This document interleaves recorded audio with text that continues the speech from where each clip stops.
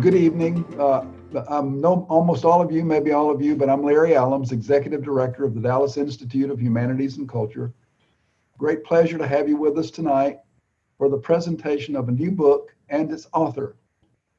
In The Death of the Artist, William Deresiewicz casts a doubtful eye on big tech's claims that there's never been a better time to be an artist than now. Based on research and candid interviews with just under 150 artists of all kinds, Derisowitz argues that we are in the midst of an epochal transformation in which a new paradigm is emerging of what it means to be an artist in the digital age. Oh, the timing is great for this book, right? Though we'd prefer being on site, we're happy to be Zooming with you. And though you may have your preferred source for ordering books, we'll be pleased to do it for you through Interrobang Books, our bookstore of choice in Dallas. Josh has put the link to their website, or we'll put it in the chat, or you can visit interrobangbooks.com at any time. Now I want to introduce our guest for tonight. Bill Deresiewicz is an award-winning essayist and critic, frequent speaker at colleges and other venues, and former professor of English at Yale. His writing has appeared in The Atlantic, The New York Times, Harper's, The Nation, The New Republic, The American Scholar, and many other publications. He's the recipient of a National Book Critics Circle Award for Excellence in Reviewing, and is the New York Times best-selling author of Excellent Sheep and A Jane Austen Education. He won the Dallas Institute's Hiett Prize in the Humanities in 2013 and is an Institute Fellow. Our format tonight will be as follows. First, Bill will speak about and read from his new book, The Death of the Artist, after which he and I will engage in a brief conversation before inviting you to join us, which you can do by either raising your hand, literally, or using the chat function at the bottom of your Zoom screen. Just before we begin, then, Josh will remind us of a couple of things about participating in a Zoom event. So, Josh? Sure. So I'll be in chat if you have any questions. Feel free to send me a message, either privately or publicly. We're also recording tonight's events, including the screens, so that way we'll be able to see everyone's lovely faces and also Dr. Derisowitz. I'll have everyone muted during his presentation to reduce background noise. But like Dr. Larry said, there will be a question and answer session later, so feel free to unmute yourself then and ask questions. Also, if you order a book for Dr. Derisowitz, The Death of the Artist, we can arrange to have a book plate sent to you. So let me know if you're interested, either by emailing me at jkalin@dallasinstitute.org, which you can find on our website, or our phone number as well, which is there. So that's pretty much all I have. Let me know if you have questions, and I'll turn it back to Larry. Thank you, Josh. And Bill, I'm going to turn it over to you and let you kick us off. Thank you. Thank you, Larry. Thank you, Josh. Thanks for everyone for coming. This is my third time, if you count this time, it's my third time at the Institute. It's always great to be back and reconnect with you guys and the work that you're doing, and I hope make a contribution to that work. So I'm going to talk for about 30 minutes, maybe a little under, just presenting my book, reading some sections, and then I believe Larry and I are going to have a little conversation for a few minutes, and then we'll open it up to questions. All right, well, I wrote this book because I had a simple question that I wanted to answer. As Larry indicated in the introduction, there are two stories that you hear about being an artist today. Actually, he talked about one of the stories, which is the one that you hear most often because it has the might and reach of Silicon Valley behind it. And the story is that there's never been a better time to be an artist because of the internet, and also because of the digital production tools that you now have. So you can shoot a movie on your iPhone or record an album on your laptop and edit it. And then there's the internet where you can put it out. And by doing so, you are circumventing what are always known as the gatekeepers. You don't have to ask permission. You don't have to get a publishing contract or sign a deal with a label. You can reach the audience directly. And the story, all of which is true, The story continues that therefore there's never been a better time to be an artist because, you know, you can have this wonderful life, this wonderful career making art and getting paid for it. Well, the other story comes from artists themselves, and this has been true in music, which was hit first and worst ever since 1999, which is when Napster came along. And what artists will tell you is that while all that is true, because of that same internet and what it's done to the price of what we now call content, which is to say drive it towards zero, you can put your stuff out there, but good luck getting anyone to pay you for it. And artists will tell you that there's a real crisis in the arts in terms of being able to sustain a career. And as you've probably figured out, I'm inclined to believe the artists. I think what they're saying makes sense. I trust them more. But people obviously are still making art. They're even still making a living making art, or at least making a partial living making art. So the question that I wrote this book to answer, first of all, for myself, is how are they doing it? In an age when content has indeed been demonetized, how are people managing to put together a living, and what kind of living are they managing to put together? So the answer to that question is the book, or most of the book, as I'll explain in a few minutes. As Larry said, the book is based on over 140 interviews with experts also, producers and editors and academics who've thought about some of this stuff, you know, insiders. But most of my interviews were with artists, long, in-depth interviews of at least an hour, sometimes as much as 2 hours, really giving me a granular picture of what's going on. So in the book, I start with the broad conditions that are shaping how artists make a living today. The internet, yes, and the fact that it's driving the price of content to zero, but also, very importantly, the rise in housing costs, 42% since 2000, that's in real dollars. The rise in tuition, since artists often go to college, usually, I would say, and often MFA. The decline of the cultural institutions, both nonprofit and for-profit, symphonies, operas, ballets, labels, publishers, etc., that have sustained artists, helped sustain artists. What I say in short is that there's bad news, everything pays much less. There's good news, there are indeed tons of new opportunities, and you can really just do it all yourself. And then there's bad news about the good news. There are tons of new opportunities and millions of people, literally millions of people, pursuing them, because everyone else has gotten the same message too. You're not the only one who's heard that. Yes, you can do it yourself, but you also have to do it yourself. So I don't use the word in the book. It's not a technical economic treatise, but you might call those the macroeconomics. Then I turn to the microeconomics, which is the nuts and bolts of doing it yourself, of being, as one painter put it to me, a one-man band, a single-person small business, self-production, self-management, self-marketing, self-promotion, and on and on. And then, because I really want to get a detailed, granular picture, in part because one of the purposes of the book is to help artists, and especially younger artists, see how they might be able to do it themselves. Everyone has their own solution. There are no templates, but I wanted to give examples of how people are managing to do it. So first of all, I've got in the middle part of the book, 4 chapters, one on each of the main arts that I talk about in the book. Music, writing, visual art, and film and television.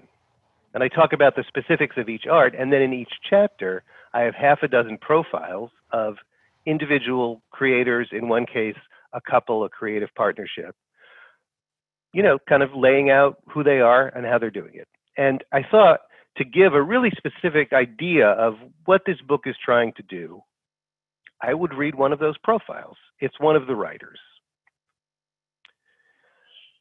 Nicole Dieker is pretty much the ideal person to have tried to self-publish a work of literary fiction. Dieker grew up in small-town Missouri, the older of 2 daughters of a piano teacher and a music professor.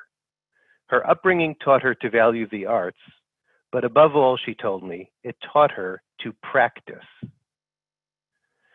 Quote, the idea that every day you're going to sit down at your instrument and you're going to try to get better at it, that taught me as much about how to be an artist as the actual art itself. In college in her 20s, she studied music and theater and tried to make it as a musician before realizing that she didn't have the talent for an actual career. One day, to earn some extra money, she started writing for Crowdsource, which is what, as she calls it, one of those content sites that people slag on because they pay so badly, taking micro gigs like writing recipes for food.com for $5 a piece. She turned out to be really good at it, and more important, really fast. Writing was the first thing where people kept asking me for more, she said. So she started pitching other sites and hustling for other gigs and tracking her income to make sure that she was earning more each week. And 5 years later, now I'm here, she said. Here, being a flourishing freelance career, writing for a whole range of websites. In 2013, her first year of full-time writing, she earned about $40,000. 3 years later, she was up to more than twice that. Speed was still her secret weapon, along with meticulous organization and a musician's sense of discipline. In 2016, she accepted more than 700 assignments. I have trouble believing this every time I read this, even though I wrote this myself. She accepted more than 700 assignments and published over 500,000 words. The book that we are talking about today, the book that I just published, is not a short book. 500,000 words is 4 times the length of this book. That's 1 year's worth of writing. But meanwhile, she had also been working on a novel. It was a fictionalized version of her family story. She added a third sister, a sort of Little Women for millennials, as she described it. She wrote it as a series of discrete vignettes, about 3 to 5 pages each, both because she was used to composing at that kind of length, and because she had to fit the writing in around all her other work, the 500,000 words she was writing. So, of course, I asked her how she managed it on top of everything else, and she said, I practiced.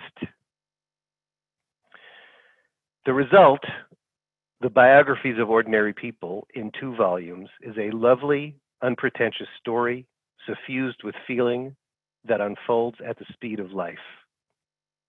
When she was ready, she queried agents, which is what you do if you're a writer, and all of them told her that her book was not sufficiently commercial for a mainstream press, which is also something you often hear. One of them said you could publish it some other way as, quote, what she called an art book. Dieker thought, you just said I made art. That's everything I ever wanted. But she also wanted to publish it, which meant she decided to self-publish it. As she got her venture going, because she's such a prolific, instinctive blogger, she started a blog called This Week in Self-Publishing to document the process. It reads, in retrospect, like a novel about putting out a novel, complete with plot twists and dramatic ironies and a passage from innocence to experience. The story begins about 4 months before volume 1 is released. Dieker hopes to sell 5,000 copies, which is a lot even for a commercially published novelist, including 300 to 500 pre-orders by publication day. It's clear that she's already done a ton of groundwork. As her self-publishing platform, and there are well over a dozen, she has chosen Pronoun, which she loves. It's enabled her to do comparative cover research, Amazon category research, and price research, provides her with advanced reading copies, which you need to send to reviewers, and gives her a great-looking order site. Her only worry is that if the platform should ever shut down, she will lose the novel's ISBN number, its unique commercial product code, taking her metrics and sales data with it. Over the next few months, we watch her send the book out for reviews, place articles about it, tap her freelance network for marketing leads, do podcasts, plan a tour, defend herself from sounding calculating and strategic, and reminding us that although she wrote the book from love, she can't, quote, just fling words into the sky without any dream of long-term financial stability. A month and a half before the launch, she loses all of the pre-orders she's received through Amazon, which of course is most of them, because of a glitch in pronoun software. By publication day, she sold 109 copies. Remember, she was hoping for at least 300. She puts a brave face on it. Readers are responding well. She's gotten a couple of lovely Amazon reviews. The launch event was great, and she can actually hold a copy of her very own novel. In fact, she posts a picture of it on her bookshelf between Alison Bechdel and Jane Smiley. It's everything a debut author could want, she says. And then she presses on. She applies for awards, pitches to reviewers and bloggers, does promos and discounts and giveaways, and thinks about hiring a publicist. There's something poignant about the way that Dieker can sometimes straddle the line between real writerhood and self-deluded newbie. One of the awards that she submits the novel for is the Pulitzer Prize. She's excited to discover that you can, in fact, just send your book to Fresh Air or the New York Times. She hears from the New York Review of Books. They're inviting her to buy an ad. Gradually, it sinks in that the novel will not be the success that she had hoped for. A month and a half after launch, she adjusts her sales target down from 3,000 to 500, forgetting that it had been 5,000. 10 months after that, having started the entire process with what she calls an advance of $6,900 that she collected over Patreon, which is one of the crowdfunding sites, she is now about $1,000 in the red. Book sales alone having grossed a total of about $1,600. Meanwhile, Pronoun, her self-publishing platform, has indeed folded. So she moves the book to Kindle Direct Publishing, which is owned by Amazon. She also learns that Goodreads, which is also owned by Amazon, will start charging authors for giveaways, which is a key marketing tool for independent authors. Self-publishing, she's discovered, does not really give you the kind of control that she had thought, because you're always at the mercy of the platforms. In the midst of it all, she writes a long, tormented post about the sacrifices she is making for the novel. We've already learned that she will end up spending nearly every free minute on it for 3 years, sacrifices including being less available to family and friends. But the truth is that I want it more than anything, she writes. I have structured my entire life to have this choice. My job is to be good enough to get to keep making this choice for as long as I can. I'm going to go back to this profile in a few minutes, but right now I want to say that I said before that the answer to my initial question, how are people like Nicole Dieker doing it, is most of the book. So I want to talk a little bit about the rest of the book. I frame that big chunk, which is, the central part of the book, with chapters that address some of the larger issues that central question raises. And the first one, which I get to right after the introduction, is the question of art and money and their relationship in the first place. Why am I talking about this anyway? Why am I daring to talk about this anyway?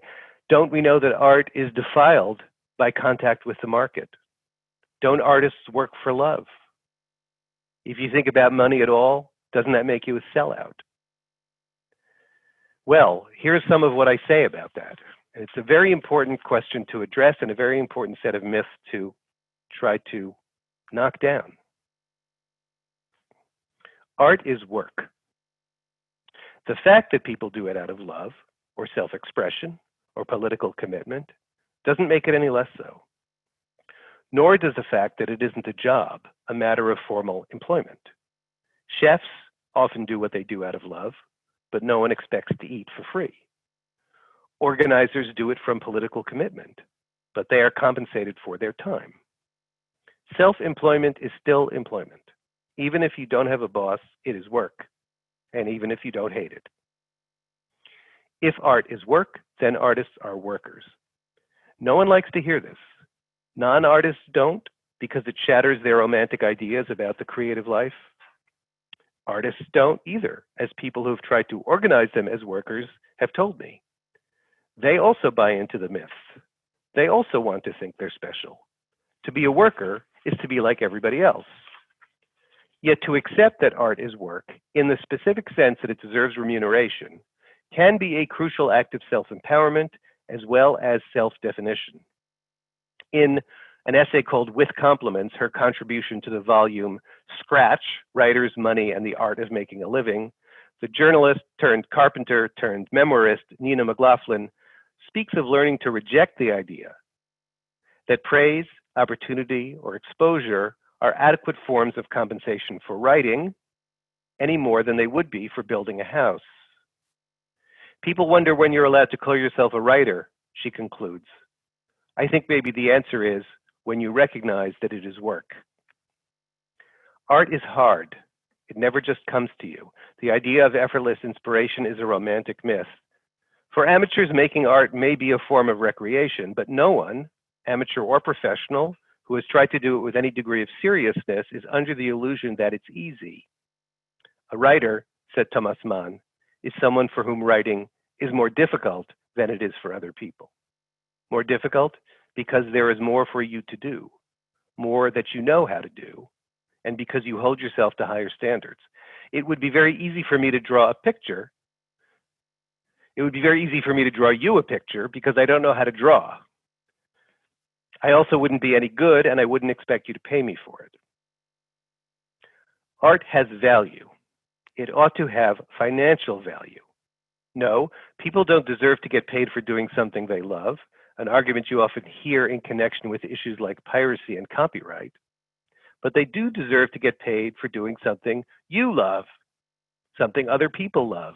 That's how markets work, by putting a price on other forms of value. Wanting to get paid does not mean that you're a capitalist, something that artists generally don't want to be seen as. It doesn't even mean that you assent to capitalism. It only means that you live in a capitalist society. No one could be a better progressive than Liz Soskolny, who is the head of a group called Working Artists in the Greater Economy. She is one of the people who is trying to organize artists as workers. But the group's manifesto calls for the remuneration of cultural value in capital value. And the writer and artist Molly Crabapple, another exemplary progressive, puts it like this: not talking about money is a tool of class war. Being a progressive is not about pretending that the market does not exist. It's about working within it, as long as it exists, for economic justice, for people to be paid not as little as their bosses or their audience can get away with, but as much as their work is worth. Artists are not in it to get rich. The only artists who fantasize about doing so are newbies or wannabes. The rest know the truth. Becoming an artist is usually a choice to make less than you otherwise could. Artists persevere despite financial hardship because freedom and fulfillment are worth more to them than wealth, which is also not a reason not to pay them. Even within their careers, they often make decisions not to maximize their income, to forego opportunities that might be lucrative, or at least compared to others, but don't seem very interesting. When artists assert that they ought to get paid, and paid fairly, it's because they want to make a living, not a killing. They want enough to keep doing it. Artists are like other professionals who work from a sense of commitment, teachers, social workers, and who opt for satisfaction over wealth. They still have bills to pay. You don't have to be doing something for money to want to get money for doing it. You just have to be alive. So, art and money.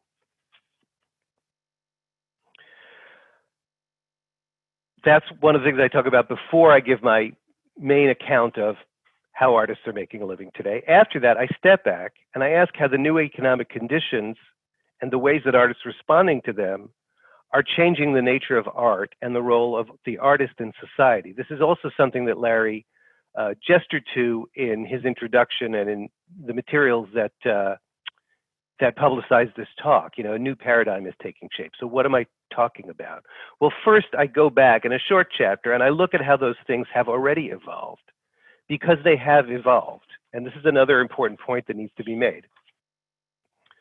I write, art may be eternal, but our ideas about it are not. What art is, what it's for, and therefore who the artist is, all these have changed. Art does not exist outside of time, and it does not exist outside of economics either. Art is shaped by money, by the material arrangements under which it is produced, in plainer language, by the ways that artists get paid. When those shift, art shifts. Art with a capital A, is not eternal.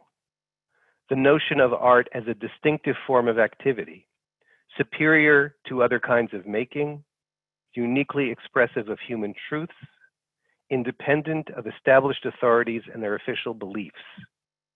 Neither is the corollary notion of the artist, let's say the artist with a capital A, the creator as genius, as prophet, as hero, as rebel, speaking truth to power, dwelling with courageous freedom on the social margins. These notions, still central to the way we think about art, arose at a specific time and place. That means that they can also end. So what do I mean that they arose at a specific time and place? This is what I lay out in this brief chapter. Well, in the Renaissance, artists were considered artisans. They served apprenticeships, they worked for contract, they worked to contract, they did what they were paid or supported to do. That was even true of Michelangelo, Shakespeare, Bach. I call that the first paradigm. It was only starting around the middle of the 18th century that the notion of art with a capital A emerged, and with it the notion of the artist that I just outlined. Economically, these new conceptions, paradoxically, were made possible by capitalism, which enabled artists to profit directly from their work and thus freed them from patronage, freeing them to defy religious and secular authorities. This was a mixed blessing. Now that anyone could be an artist, many people tried, which meant that the market was perpetually flooded, as it is to this day. It was then and only then that the association of art and poverty began. The starving artist became a stereotype. At the same time, artists, with their new role as secular prophets and priests, wanted to hold themselves aloof from the market. The result was the new figure of the bohemian, someone who lives a creative and unconventional life on the social and economic margins. I call that the second paradigm, and it carries us through to the early 20th century, at which point a third paradigm started to emerge, and it came into full flower after World War II, which was the age of what was called the culture boom. We built museums, theaters, concert halls, founded orchestras, opera companies, ballet troupes. Writers and artists entered the academy as professors. We went from 11 MFA granting institutions in 1940 to 147 in 1980. And there was a comparable efflorescence on the for-profit side with the expansion of the music industry, publishing, film and television. In short, art became institutionalized, and the artist became a denizen and product of institutions. In other words, a professional. But now, as I talk about then in the next chapter, which is the longest chapter in the book, a new paradigm is emerging. It's defined by the fact that for the typical artist in the digital age, there is nothing left to shield you from the market. You can't live on the margins in decent poverty, like a bohemian. You can't take shelter under the umbrella of an institution, like a professional. You are, as I said, a one-man band small business, a one-person small business. Now, the term you hear for this now is creative entrepreneur. You've probably heard that term. I hate this term. I hate creative because it's a business buzzword as used in that phrase. I hate entrepreneur because the self-employed artist is not an entrepreneur. They are not building a business that will expand and add workers and increase in equity value. They're merely self-employed, which is a very different kettle of fish. And I hate the phrase creative entrepreneur because it's become a term that's used to conceal the true conditions of independent artists and other creators. My term is producer, the artist as producer.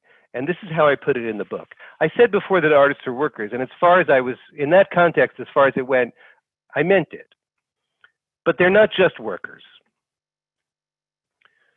And producer is a word that, this is what I write in the book, producer is a word that relieves us of the need to choose between the poles of labor and capital, worker and entrepreneur. Because artists are in some sense both. Not entrepreneur in the real sense, but in some sense on a very small scale, they're also capitalists. They're like one-person workshops. But a producer can be either or neither or both somehow at once, exactly as the artist is today. And not only the artist, for it's one of my points in proposing this four-part historical scheme, that in any given age, artists don't represent a special kind of economic actor. Rather, they belong to one of the categories that is already broadly available. They are what many others are as well: artisans when artisans were common, professionals in the age of professionals, bohemians at a time when bohemianism flourished. So it is today.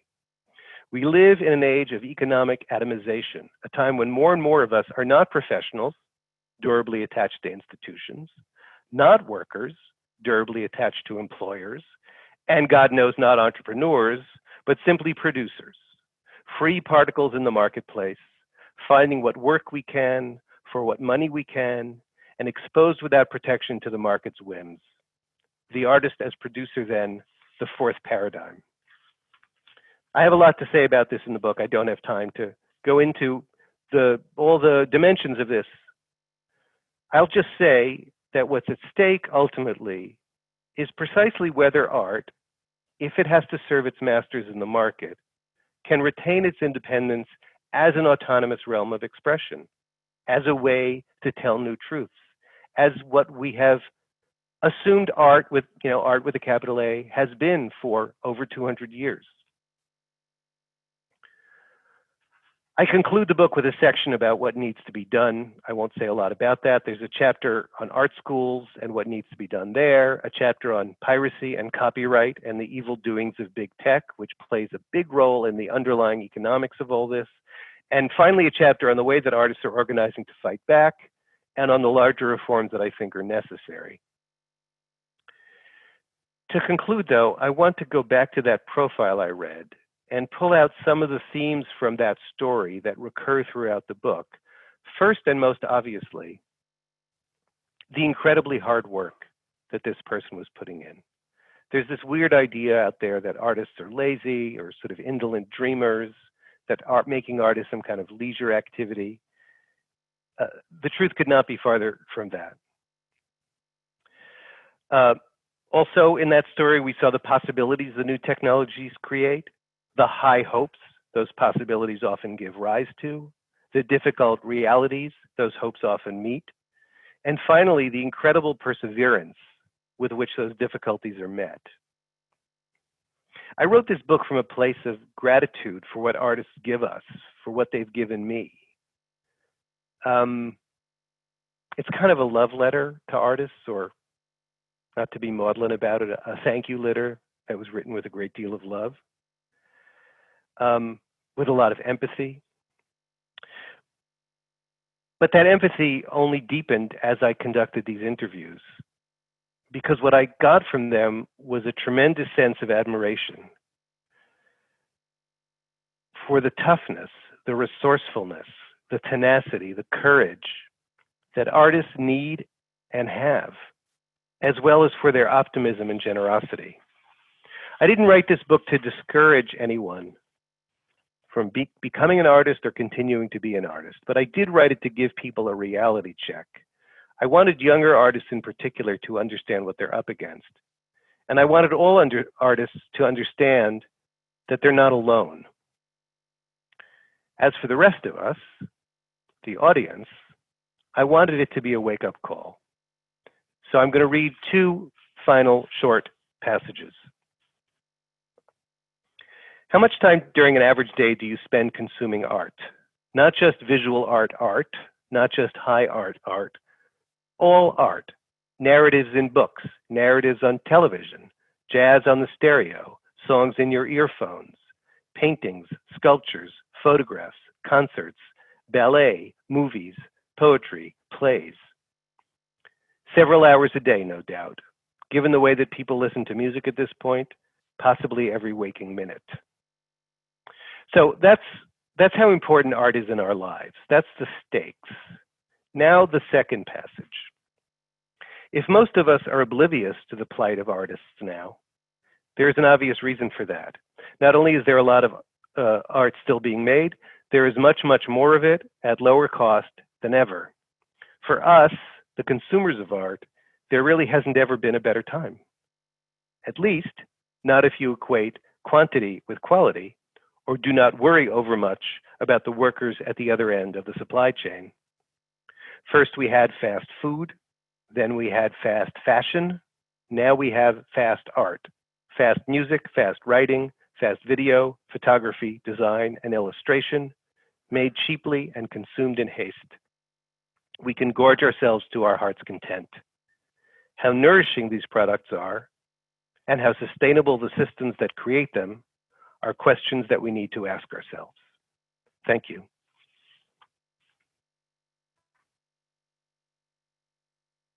I think Larry is muted. Thank you, Bill, for that. That was wonderful. I love the crescendo of your ending, and I'm going to bring us into some details of what you write, because you spend quite a bit of time on the details of what you call in several places the demonetization of content.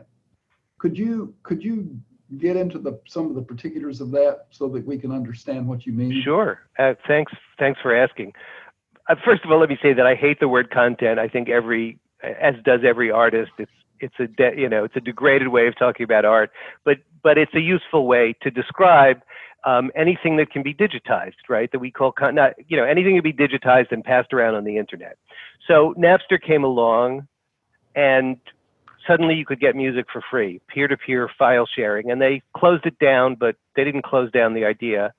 And so, there's the tremendous amount of music piracy, because you can just steal or rip or whatever the word is, a digital file. Even beyond piracy in music, right? We now have streaming service. We have streaming, like most obviously Spotify. Spotify is a protection racket. Basically, Spotify said to the labels, either you sign contracts with us, so all your entire catalogs are available to us, or people are just going to keep stealing your music, so you're not going to get anything at all. We don't really know how much Spotify pays musicians because they don't have to tell us, but estimates are that it's about 0.4 cents per stream, which means that if you stream if you have 1 million streams, it's $4,000. But half the biggest name in streaming, the biggest actor in streaming, is not Spotify or Apple Music or any of the others. It's YouTube, which is owned by Google and is now estimated to be worth $300 billion if it were a standalone company. Half of all music streaming happens over YouTube. The estimate for how much YouTube pays is 0.07 cents, not 7 cents, 0.07 cents. That's $700 for 1 million streams. We could talk about the other arts and what's happened to books and so forth, but that's a pretty good example of what I'm talking about.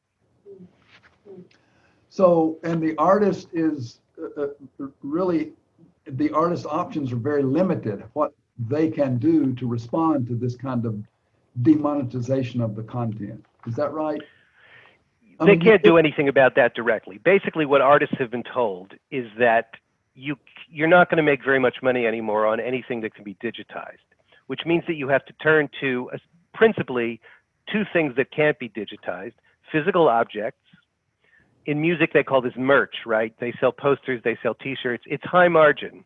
It's also high risk because you have to shell out, lay out to make it.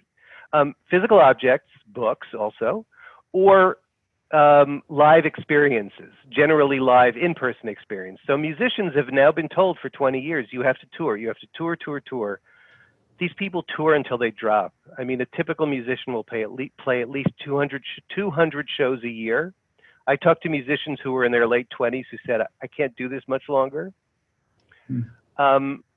One really important development is crowdfunding, like Kickstarter and Patreon, where you have a subscription service or people. It's a big help. Nobody should think that it's a panacea, because it's at best a piece. I just want to say, and maybe people can ask about this more, but think about that model where live performance in particular is crucial. And now think about what's happening during the pandemic. It's a crisis. I know we throw around the word crisis, but I mean, it's a depression right now in music, in the arts, in all the arts. and venues closing permanently. Yeah. So you say that you didn't write this book to discourage anyone, but I love your, what shall I call it, your measured scorn. I've always loved that about you, your work, And so you are scornful, would it be fair to say, of the amateur? Right? And you talk a lot about the word amateur and what it means. Yeah. Could you say a little bit about that? Yeah, I better qualify that as quickly as I possibly can. I am not scornful of people who create art or perform art as amateurs. If they do it the way amateurs have always done it, they do it for love. That's the root of the word amateur. And they don't confuse what they do with what professionals do. I think anyone who takes art seriously, even as an amateur, I know people like that, they understand there's a difference between what they do and what the people who've devoted their lives to it and are working, 12 hours a day on it. Unfortunately, one of the things that Silicon Valley did, even before Napster, this was really Apple's role in this story.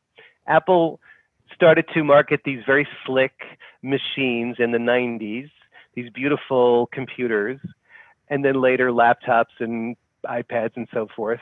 But they were expensive. They were a lot more expensive than a Dell or whatever. So they had to figure out a way to get us to buy them. And the way was to convince us that we were all unique geniuses. Everyone's an artist. And so we needed their tools to help create. Everyone's an artist was a utopian slogan from the 1960s. Now it became a marketing slogan.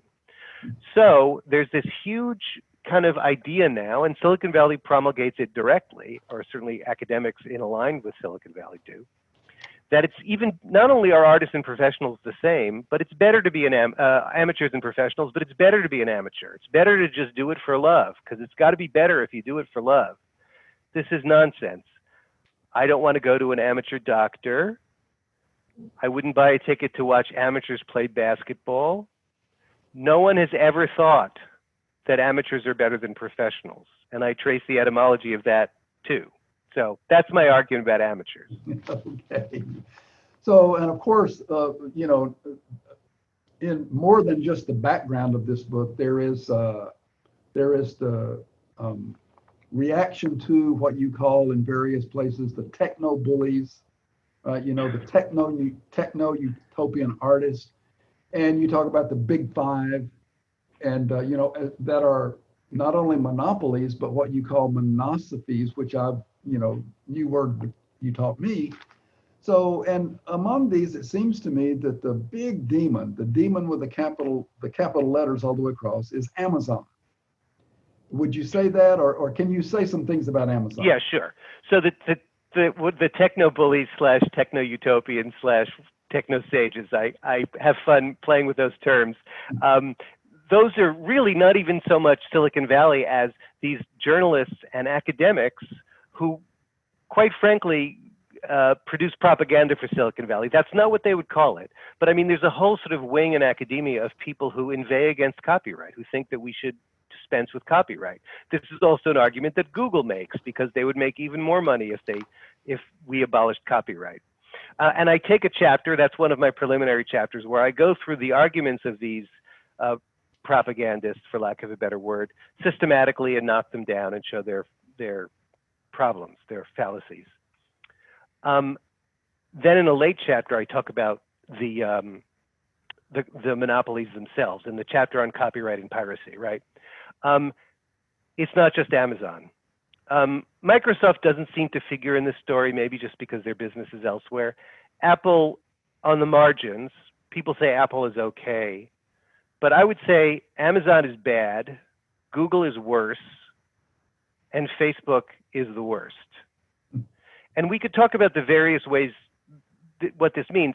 In Amazon's case, it's mainly the book business and the way they've squeezed publishers, commercial publishers hard, indie publishers harder, independent authors hardest of all. They'll, because they have the least power of all, to demonetize books, drive the price of books down as close as they can get it to zero. Google, YouTube, piracy in search results, all kinds of things they're doing. And Facebook, among other things, Facebook makes you pay to reach your audience that you've assembled for them. So, but yeah, we are, the culture industry, for all its flaws, labels, musicians, Hollywood, labels, publishers, Hollywood studios, they invest in artists, if only because they have to, right? They give advances, they sign record deals. Big tech expects artists to invest in them.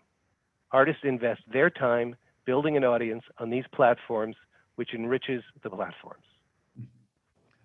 So, but you say, and I want a couple more minutes and then we'll turn to audience questions and comments.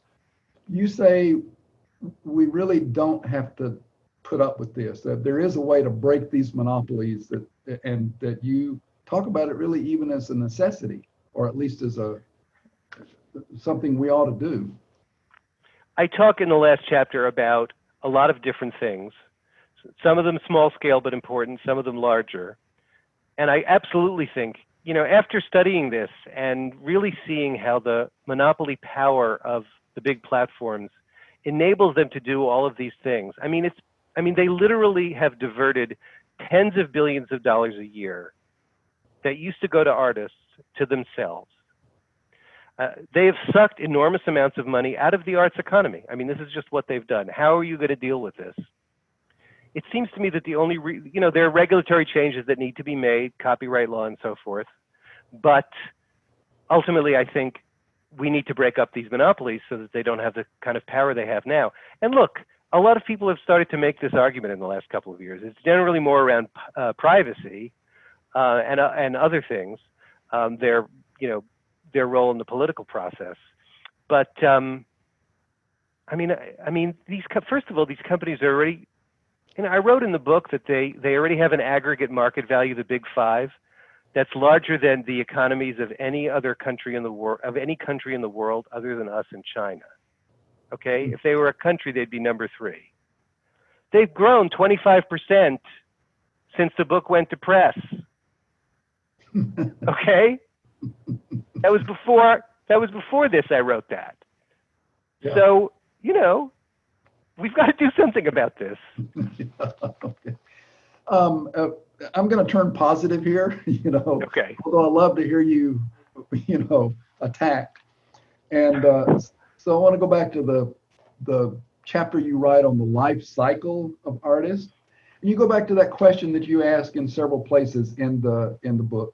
Why do artists do this, or particularly, what kind of person signs up for all this and why? And so you talk about what an artist needs as resources in order to make it. But in the end, and you go through those in detail, in the end, you say that, and I'm quoting, the most common motivation you heard from the artists themselves is simply compulsion, right? Right. Making art is not a lifestyle choice. It's not a lifestyle and it's not a choice.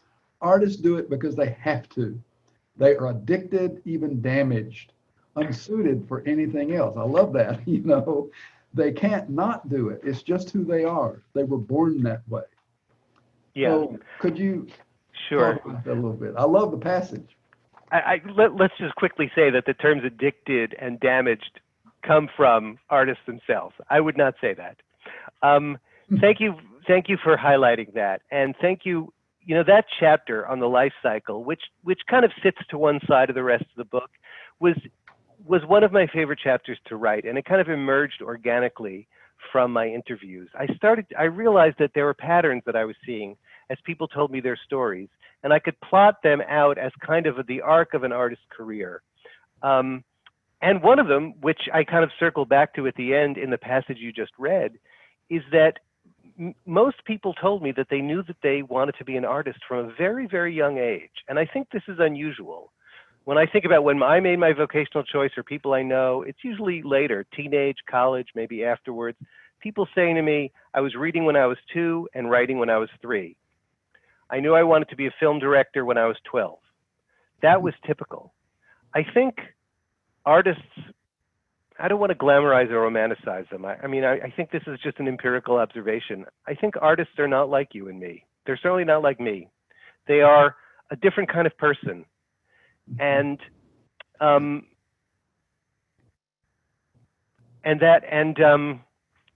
has to do with the fact that they kind of knew that they were born this way, and it also has to do with what you talk about, what you alluded to in that passage. What I talk about at the end of that chapter, I go through the whole life cycle, and then I say, what kind of person signs up for this?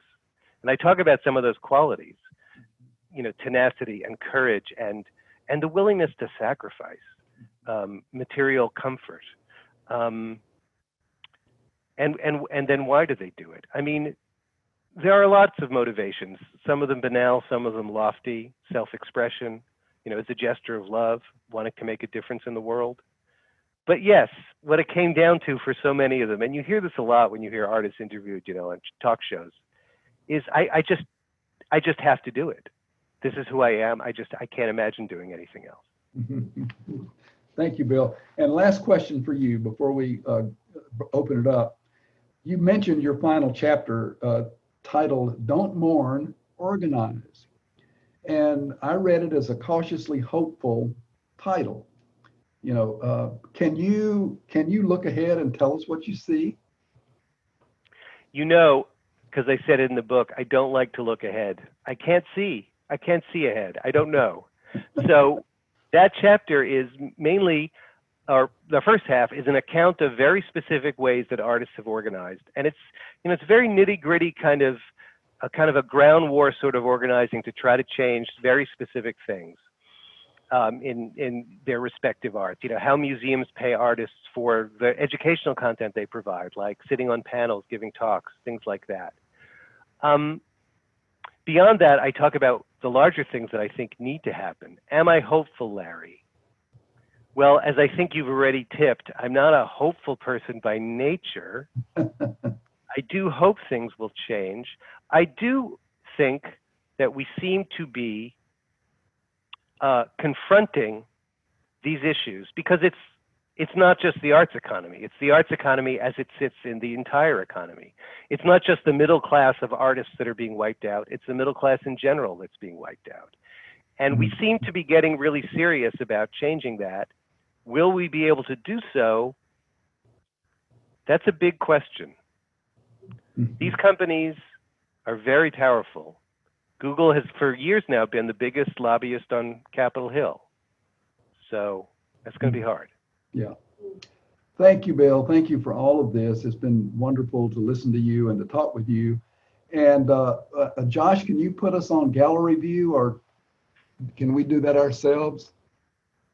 Yeah, you can. Gallery view is in the top right corner. It's Okay. kind of a personal choice almost. Hi, everybody. Okay. Hello, everybody. What? So do we have questions or comments for Scott? Okay, Mary Vernon, can you go first? Unmute. Sorry, I would love to, I say. Mary, can I say before you say, Bill, Mary, you may have met her when you were here before. Mary is a fellow and you know, an artist. So go ahead, Mary. Bill, I loved hearing what you had to say and actually the way you said it. You really wonderful. And one of my favorite things about you is that you have these words you hate. And so I want to give you a new word to hate, a word I hate, and that is consumer. Because it is so demeaning, not to the artist, but to the consumer, to the person who comes to a work of art and uses it. It seems as if what they're doing is devouring it and shitting it out the other end, or like they're an earthworm who processes dirt.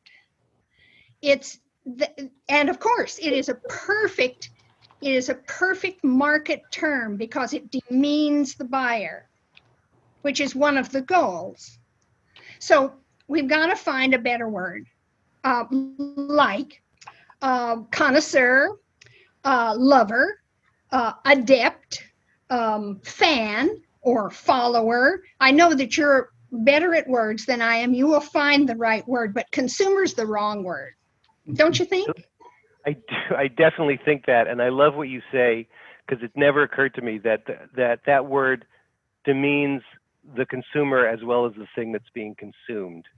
And it's a particularly terrible word for art, because I think one thing that's true of all art is that you don't actually consume it, in the sense, I'm not being glib. I mean, no, I mean, it's not something that you use up. It's not, I think Right, that's one of the characteristic of works of art, is that that's why they can last, because they don't, you actually point to a linguistic problem, which is that we don't have a word that means reader, viewer, listener all at once. I've seen the word receiver.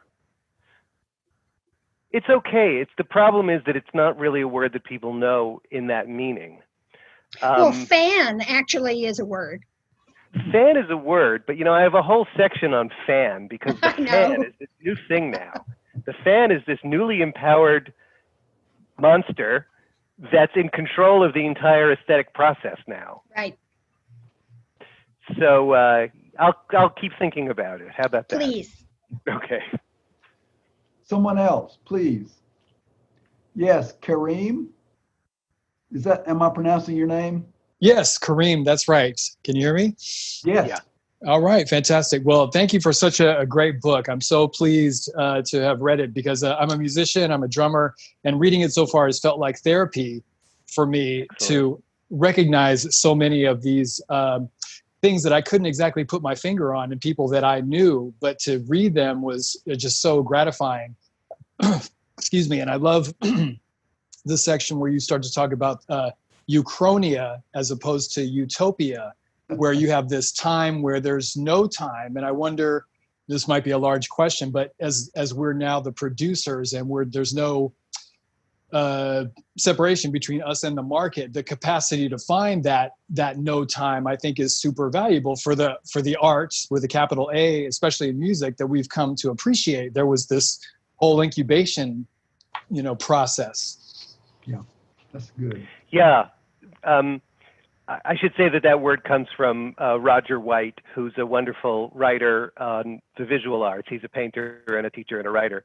Uchronia, right? That time outside of time, that's so important. And this I talk about it in a chapter that I haven't mentioned yet. I knew that I wanted to talk about rent. It became such a big topic that I had to give it an entire chapter, because the main cost, okay, so Silicon Valley talks as if, because production is cheap and distribution is free, it's cheap to be an artist. Production and distribution are not the two main costs of making art. Two main costs of making art are staying alive while you make it, and becoming an artist in the first place. Becoming an artist, tuition rather, school, and making art in the first place is rent.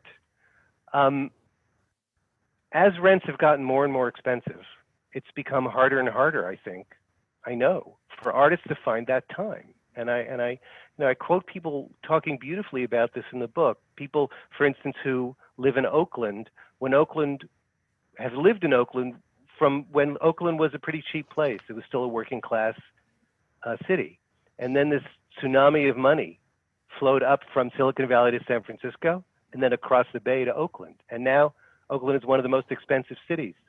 And they don't have time anymore, because to afford the place that they're making their art, they have to work so much that they can't make their art. So then the question becomes, where can you go? And that's not an easy question, because art tends to happen in centers. It tends to happen in communities. Maybe you have some thoughts about that. Not yet, but I'm working on it. Okay. Yeah. Thank you. Someone else, please. Those of you who are not on our screen, do you have a question? Yeah, I'm also in the chat. If you would like to type a question out, I can pass it on to Dr. Larry or Dr. Derisowicz. Okay, pass it along. Well, when I get one, I will. So in the meantime, I'm reading a remark from Laura Lawson to everyone on the chat. I'm a visual artist pulling income as an adjunct professor. you talk a lot about the adjunctification of art, right, in the college scene. And my partner is a full-time musician. Your empathy was deeply felt while I read your book. This is the most validating piece of writing I have read about our careers. Thank you. So that's a nice. That's wonderful to hear. Yeah. I mean, at an emotional level, that's why I wrote the book. I mean, I want to inform people as widely as possible, people who aren't artists, but that sense of you're not alone. Yeah. And maybe if we're waiting for the next question, I mean, what's happened in universities is a big part of this, because somebody actually said this to me. They fund arts a lot more over there than they do over here. And of course, by over there, I mean Europe. I didn't know how much more. 63 times as much as a percentage of GDP. 63 times as much. Impossible to believe. All public arts funding in the United States at all levels of government is about $1.4 billion. That's $4 and change per person. Okay, so what somebody said to me was like, look, one of the reasons for this is that the way we have funded the arts in the United States since the war is mainly through university employment, right? It became a normal part of a professional artist's career, certainly novelists, poets, theater artists, classical musicians, other kinds of musicians, not every kind of artist, but many kinds, to find university employment. At the same time, as we were having a culture boom in those decades, we were having a higher ed boom where I think the faculty tripled or quadrupled. The number of students increased by almost tenfold. It was good times. Well, it's not good times in academia anymore. And we've had this adjunctification of the academic labor force in all fields, but especially in the arts. Somebody told me that, I don't remember the exact number anymore, but over 90% of faculty positions in visual arts are not, regular tenure line faculty positions. They're adjunct positions or some kind of part-time position. So that bulwark that the universities were providing, they're not providing anymore. So Bill, could you say just a bit, just a word or two about inserting the extra letter into STEM? Yeah, STEAM. How many people have heard of STEAM? Capital. Yeah, right. So it's STEM plus arts. And I talk about that in the context of, it's in that long chapter where I talk about this new paradigm, and I talk about creative as this business word that I think was helped put into circulation by Steve Jobs and the kind of myth that surrounded him, and all of a sudden creativity became the most important word in business. And art schools, were looking for ways to justify their tuition and to keep applicants coming, to keep fannies in the seats. And they started to talk about STEAM, right? They started to sneak the word art into the most prestigious term in higher education, STEM. I don't get the impression that it means very much, or that anybody outside of artists take it seriously. But to me, it's an indication. I mean, it's an indication also, it tells you something about where art schools have gone, which is increasingly away from teaching people to be artists in the sense that we would normally think, I think, and equipping them to be actors in this creative economy, meaning the creative industries, design and fashion and tech. There's nothing wrong with that per se, because we need people to do that. It's just that when that displaces the main function of art schools, it's another example of the way the market is capturing art in general, the way art is becoming a creature of the market, a servant of the market. Rebecca, did you have a question? Unmute. I have so many things I want to say, and I don't think I'm good. Well, I'm having a little trouble hearing you. You're having trouble hearing me? Yeah, that's better. I think if you sit closer. First of all, I can't wait to buy your book. And this is not my main point, but I just thought it was interesting talking about Amazon as being a big bad, which I totally agree with, that I just went on Amazon to look for your book because it's brand new. And it's the last listing on the second page if you want to do it from Amazon. So there's all these third-party, people, which is a whole other conversation about how your book gets sort of registered when it comes out new. But I just thought that was interesting.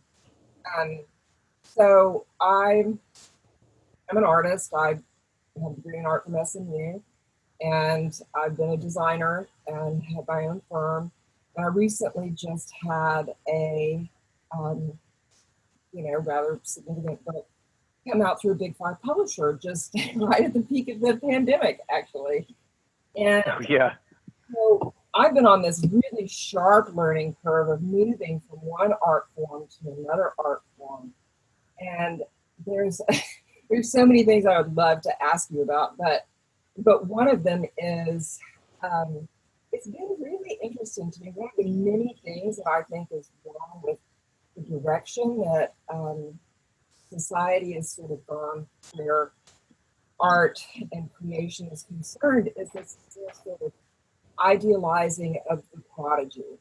So it's gotten to the place where when I came out with my first book, it was like, wow, I can't believe that you were able to do that at this age.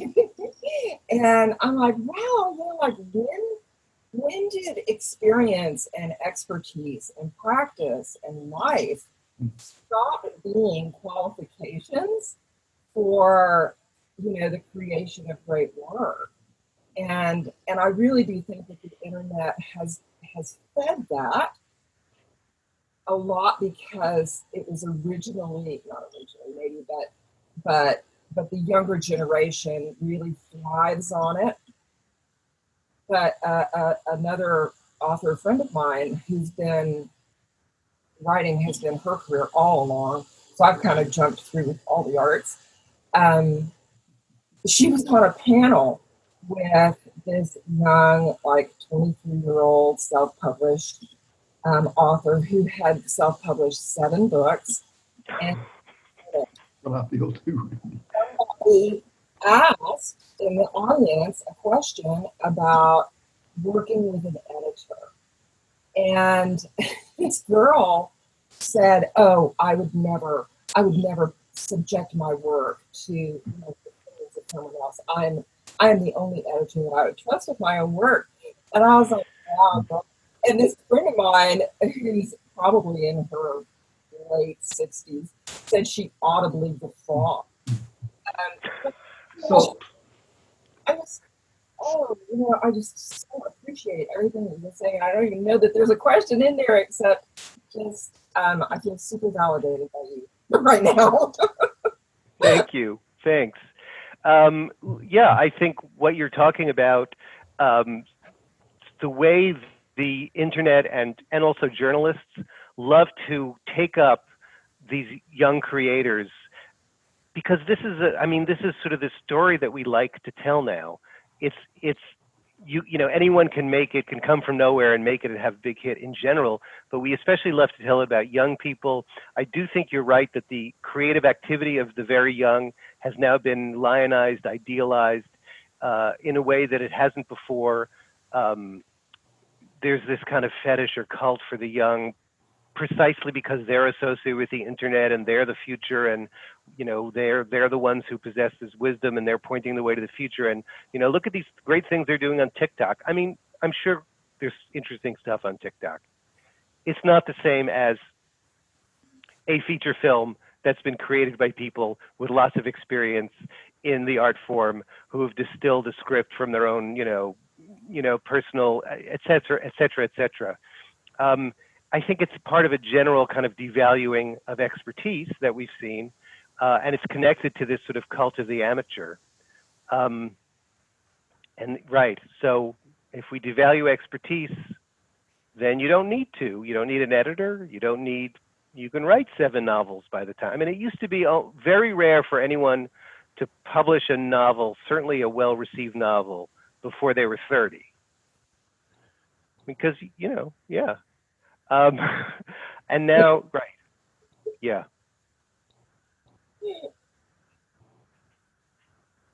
If no one else has a question at the moment and you want to ask another question, I would be fine with that. I have a question.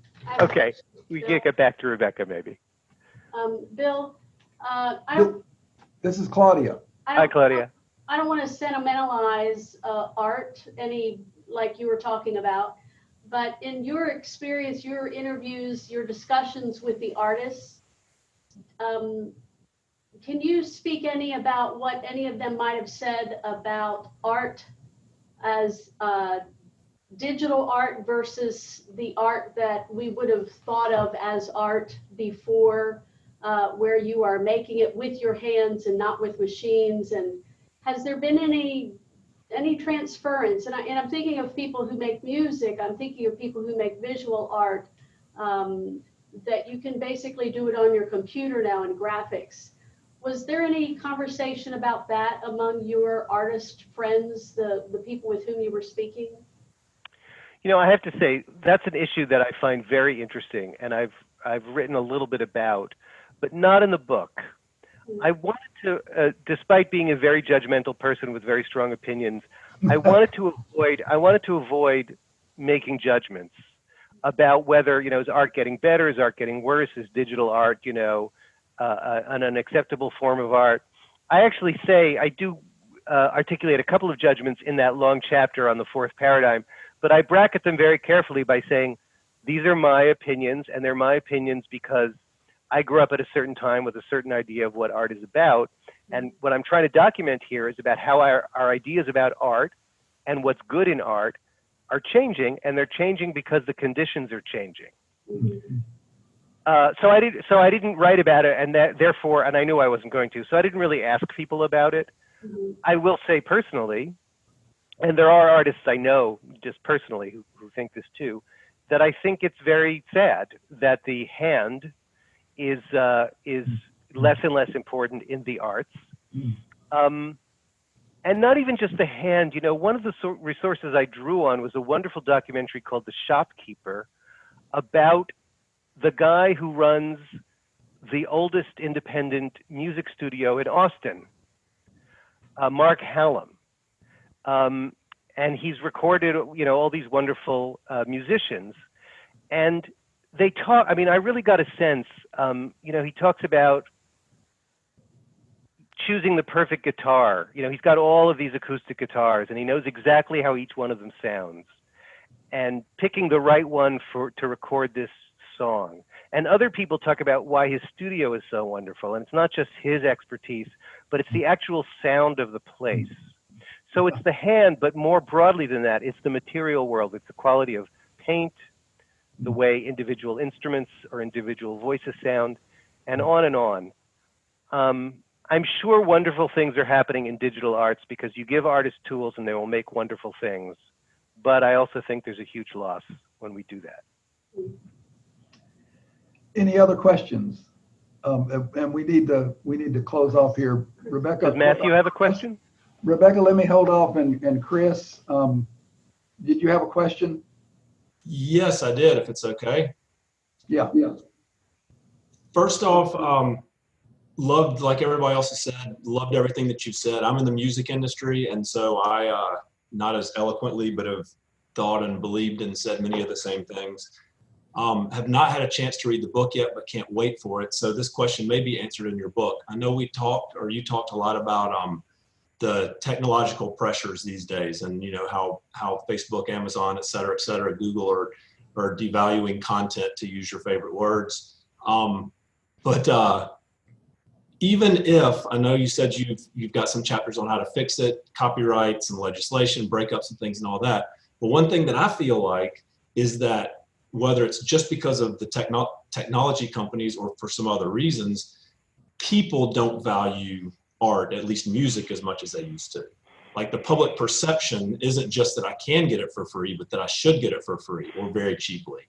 Is there a way to change that, to make people realize, or is that kind of something we have to work around now?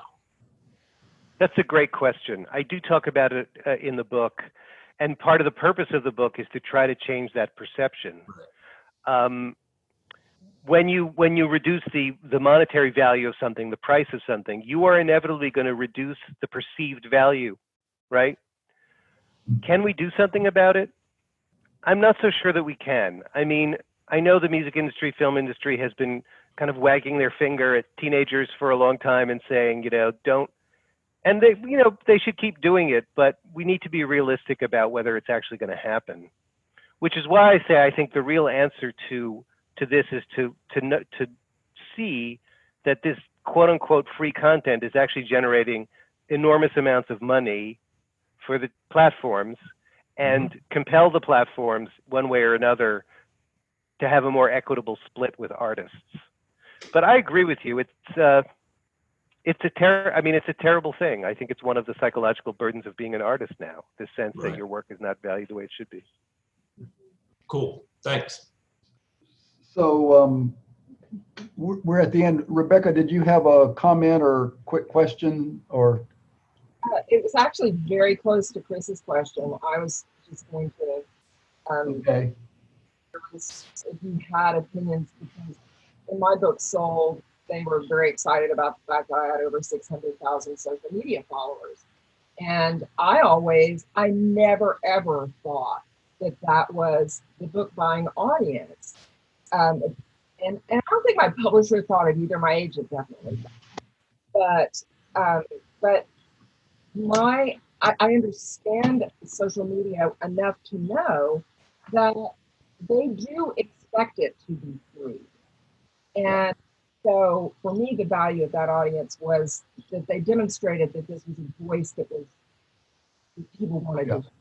Yeah. But I wondered, you know, but I guess it's going to be in the book, your recommendations about how to break that perception that just because it's online, it should be free. Yeah. So thank you, Rebecca, for that. And Bill, let me ask you if you have a comment in closing. It's been great to have you with us. It's been great to be here. I want to clarify that the book plates that are available will be signed book plates. So I'd be happy to, you know, and personal inscription, I'd be happy to do that. It's been wonderful to share this with you. I'm not sure I have anything to add. I hope that, you know, tell your friends, tell the artists that you know in your life, tell the parents of artists, tell people who care about the arts, because I really do think that this is that this book can be a tool and a, you know, for the people who need it. And yeah. Yeah, so thank you. And Josh, would you want to say again about the book plates and about ordering the books real quickly? Sure. So if you would like a book plate because you have the book or you plan on ordering the book, you can send me an email at info@dallasinstitute.org or jkalin, Kalin @dallasinstitute.org, or give us a call. We can arrange that for you. I'll probably get a list together of people by the end of the week, beginning of next week that would like to, and then I'll work with Dr. Derisowitz to get those out to y'all. So yeah, I mean, we can make it happen. Well, thanks, Josh, and thank you all for being with us tonight. The Dallas Institute, as many of you know, is a membership organization. We'd love to have you become a member, so please visit dallasinstitute.org to see our lineup for the fall. All our programs are there.